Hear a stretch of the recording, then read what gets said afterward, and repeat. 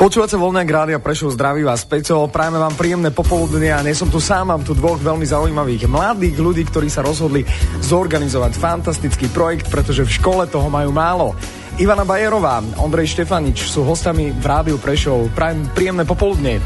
Jedná sa o zaujímavú akciu, ktorá nesie názov, že Média v kocke. O čom to celé bude? Čo to vlastne je? Je to nejaké podujatie? Je to nejaké stretnutie po rokoch? Alebo o čo sa jedná? A tak je to študentský projekt, ktorý je zorganizovaný hlavne pre študentov stredných škôl, ktorí uvažujú o tom, aby študovali masmediálne štúdia, ale taktiež aj pre všetkých ľudí, ktorí majú záujem o médiá ako také, ktorých zaujímajú, neviem, rádio, alebo printy, rozhlas, alebo televízia. Teda vy ste sa rozhodli načrieť trošičku do tej mediálnej sekcie. Z čoho to celé vyplýva? Máte nejaký aktívny záujem v médiách? Niekde pracujete alebo niečo študujete? Tak hlavným dôvodom bolo asi to, že si myslíme, že je dosť nízka informovanosť týchto študentov, ktorí sú na stredných školách a aj keď chcú študovať nejaký odbor, tak o ňom vedia dosť málo. A keďže nás masmediálne štúdia celkom bavia, tak by sme to chceli posunúť ďalej. Takže z kontextu som pochopil, vy ste z masmediálnych štúdií, študujete masmediálko ešte stále aktívne, teda trošičku preberiem slovo Ivane a dám ho Ondrejovi. Ondrej, aké je to vôbec študovať masmediálne štúdia v Prešove?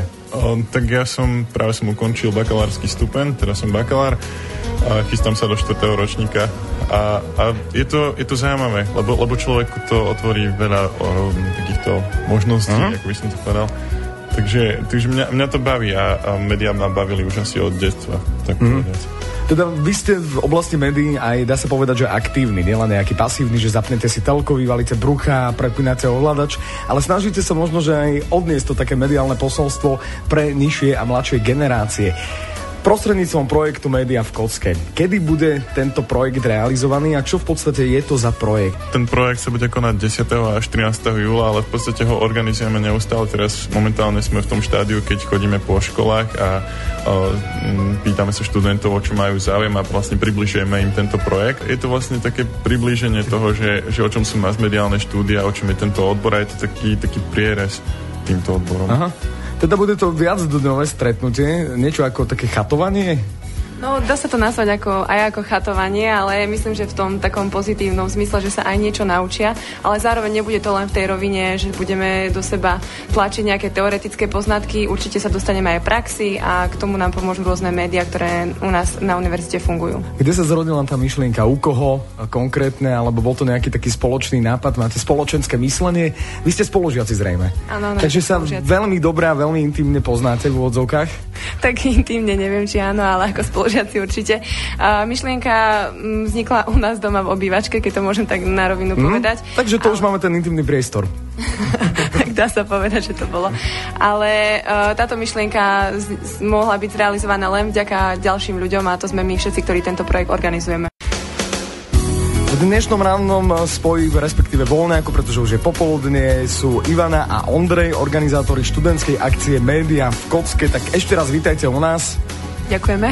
Ahojte, ešte raz. Myslím, že už ste celkom tak dobre naladení a máte tu pohodu u nás v Rádiu Prešov. Aspoň tak vyzeráte, keďže ste mediálne typy, tak sa tu musíte cítiť ako doma.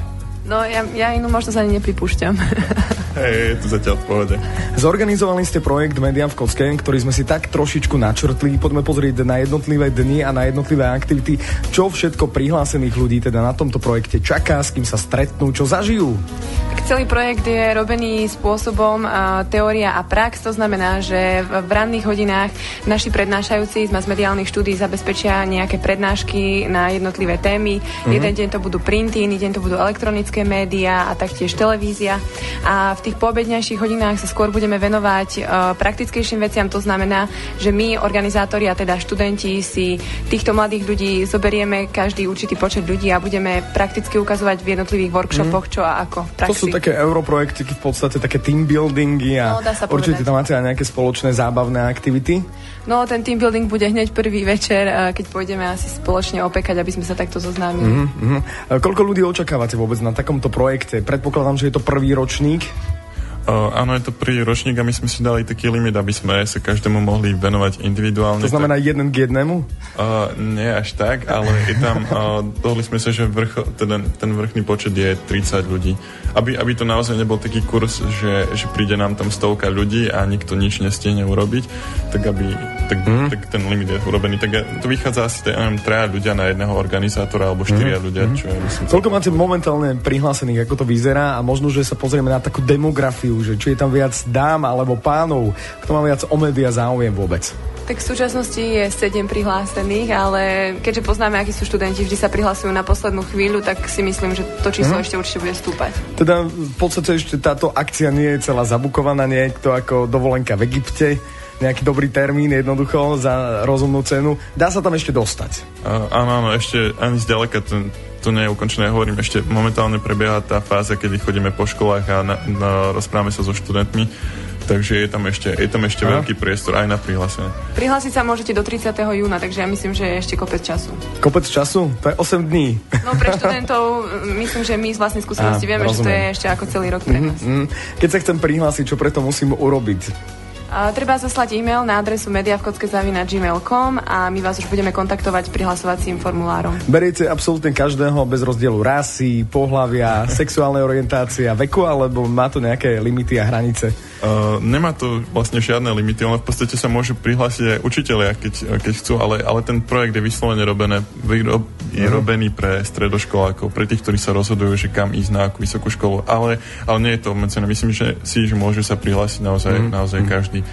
A možno taká perla, že zatiaľ máme 100% teda žien, takže ak sa nejakí chalani chcú prihlásiť aj z zoznamovacieho dôvodu.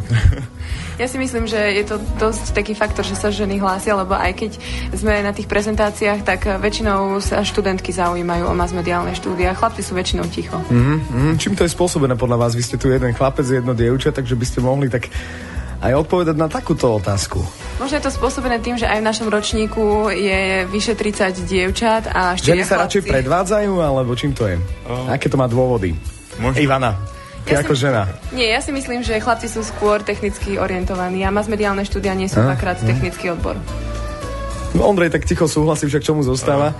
Každopádne poďme späť na akciu. Spomínali ste, že tam budú teda nejakí organizátori, nejakí ľudia, ktorí tam budú učiť a niektorí, ktorí to zastrešia.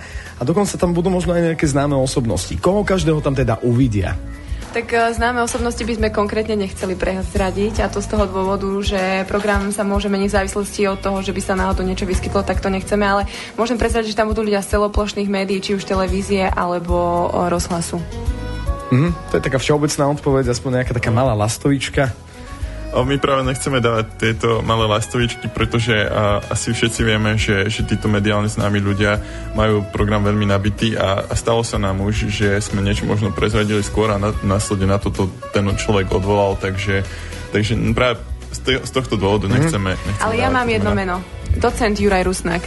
Áno, to je dostatočná celebrita pre nás mediálnych. On tu vysiela mimochodom klasiku každý piatok po 20. na frekvencii 91,4. Poďme sa pozrieť na takú trošku kritickejšiu tému. Vy z toho budete mať nejaké peniaze, úspech, slávu, lásku alebo niečo. Čo vás vôbec motivuje ako mladých spraviť taký projekt? My z toho budeme mať dobrý pocit.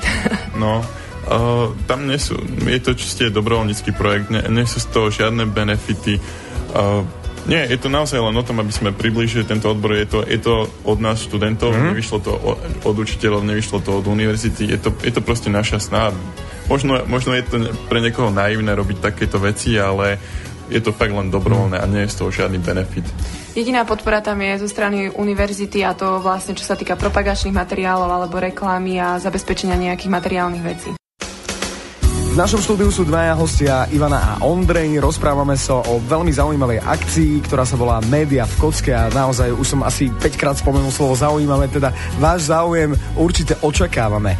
Média v Kocke bude akcia, ktorá sa uskutoční niekde v blízkosti nášho mesta, alebo bude to úplne niekde odstrčené. Nespomenuli sme ešte totiž asi, kde sa uskutoční. Takže bude to samozrejme v Prešove, keďže tu študujeme na Prešovskej univerzite a naša univerzita nám poskytla priestory aj internáty, teda všetko bude v rámci tohto vysokoškolského areálu. Ja som akorát rozmýšľal nad tým, že možno by bolo vhodné dať to pre tých tohtoročných absolventov, ktorí sa hlásia na mediálku a chcú pokračovať vo vašich šľapajách, chcú vás napodobňovať, imitovať, ale asi to nie je pre nich teda. Je to primárne určené pre tých stredoškolákov, ktorí sa ešte len rozhodujú, ale ak má niekto záujem prísť, že prijali ma na masmediálku, alebo že len chcem vedieť, o čom je tá masmediálka, tak kľudne sa môže prihlásiť. Ako som hovoril už v predchádzajúcom vstupe, naozaj to nie je definované, že berieme len stredoškolákov, ktorí sú v 3. a nižšom ročníku. Je to naozaj pre každého svojím spôsobom. Jedná sa o prakticko-teoretický v úvodzovkách kurz, krátkodobý, nazveme to tak? Áno, ako som tiež spomínala, teória, ktorá bude zabezpečená prednáškami našich vyučujúcich a prax, ktorú budeme viesť my študenti masmediálnych štúdií. Pri tejto súvislosti by ma zaujímalo, čo vôbec v podstate vás tak možno, že šokuje, alebo čo máte vy tak v úvodzovkách palce v rámci médií, čo vás zaujíma z toho mediálneho priestoru? Tak myslím, že každý z organizátorov je na niečo iné, čo sa týka médií a to je práve tou výhodou, že každý si vezme nejakú inú časť médií, ktorú bude chcieť vysvetľovať alebo ktorú bude chcieť ukázať na nejakom konkrétnom príklade, ako sa tam pracuje. Neviem, niekto sa zaujíma napríklad o reklamu, tak tam si študenti môžu vyrobiť vlastnú reklamu, ktorú potom odprezentujú a my potom nejako shodnotíme. Teda je to také v podstate všeobecné, môžeme to charakterizovať tak, že z každého rožku trošku a každý sa tam nájde. No presne tak by sa to dalo charakterizovať aj z toho dôvodu, že my nebudeme naliehať na každého, že ty teraz budeš len písať články a ty budeš, ale my chceme, aby každý si skúsil všetko a každý sa nájde v niečom inom. Ja si spomínam, bol som na jednom takom projekte športovom, zoznamovacom so Španielmi a oni boli veľmi pasívni a nič sa im nechcel vôbec ani vstávať. Jednoducho ležali, oni mali stále siestu a potom večer fiestu a to sa striedala tá siesta so fiestou. Čo keď sa to stane vám, že tam prídu jednoducho nejakí ľudia a povedia: "Juj, tuto v Prešove, ja si chcem užiť, ja tu nechcem vôbec žiadne informácie, žiadne poznatky, nič praktické." Uvažovali ste aj nad tým?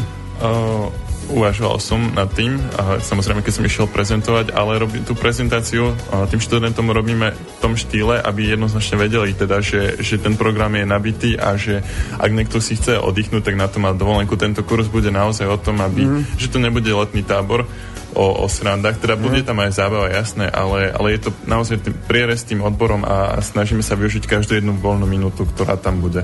Ale zase treba aj spomenúť, že ak niekto vyslovene bude potrebovať oddych, tak si odíde na svoju izbu a my ho nebudeme riešiť, nebude celá skupina čakať za jedným človekom, to určite nie. Nebudete ho riešiť jednoducho. No, asi tak.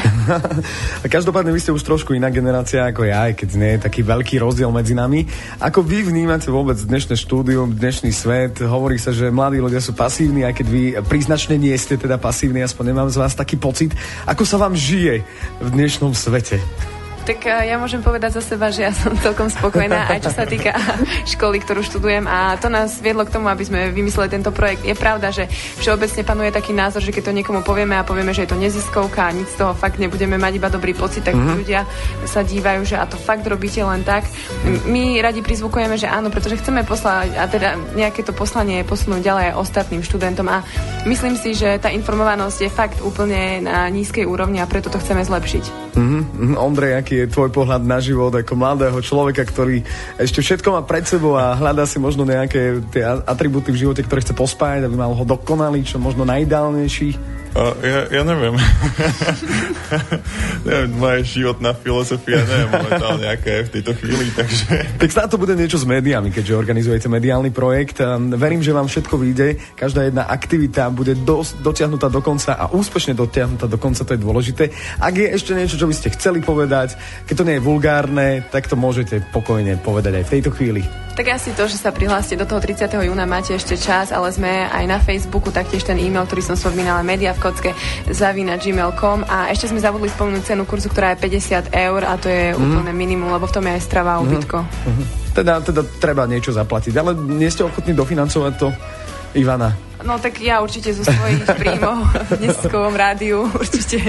Ono treba povedať, že tá cena je už urobená tak, že je tam veľa že respektíve, že tí, ktorí sa prihlásia na ten kurz, tak naozaj zaplatia to minimum, či tam je to naozaj len strava, ubytovanie a to všetko je už v podstate teraz zlacnené. Je v tom ešte aj poistenie. Áno, je to. Poistenie voči čomu? Voči úrazu? Voči požiaru? No napríklad, nevieme, kto k nám voči chorobe. Dobre, ďakujem vám veľmi pekne. Ivana a Ondrej boli hostiami v mojom dnešnom štúdiu, respektíve v dnešnej relácii Voľňák v štúdiu Rádia Prešov. Ja vás srdečne pozdravujem a verím, že sa ešte v budúcnosti uvidíme a majte sa krásne, pekný deň. Ďakujeme, ahojte.